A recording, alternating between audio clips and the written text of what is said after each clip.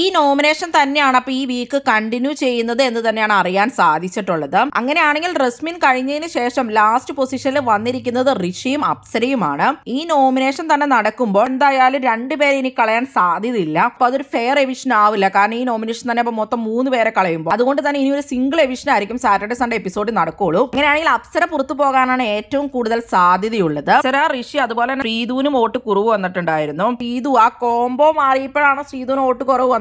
വീണ്ടും അർജുനും ശ്രീധുവും കോംബോ വന്നു കഴിയുമ്പോൾ ശ്രീധുവിന്റെ വോട്ട് കൂടുന്നുണ്ട്. അപ്പൊ ശ്രീധു അങ്ങനെ എവിറ്റ് ആവാൻ സാധ്യതയില്ല. അങ്ങനെയാണെങ്കിൽ ഋഷിയും അപ്സരയുമാണ് അവസാനം നിൽക്കുന്നത്. അതിൽ അപ്സരയ്ക്കാണ് കുറച്ചുകൂടി വോട്ടുകൾ കുറവ്. അപ്പോൾ അപ്സര തന്നെയായിരിക്കും ഈ വീക്ക് എവിറ്റ് ആവുന്നത്. പിന്നെ അടുത്ത ആഴ്ച അപ്പൊ ടിക്കറ്റ് ടു ഫിനാലേക്കുള്ള ടാസ്ക് ആയിരിക്കും. ഈ സീസണിൽ അപ്പോൾ ഒരു ടോപ്പ് 7 ആയിരിക്കും ഉണ്ടാകാൻ സാധ്യത എന്നുള്ള രീതിയിലാണ് അറിയുന്നത്.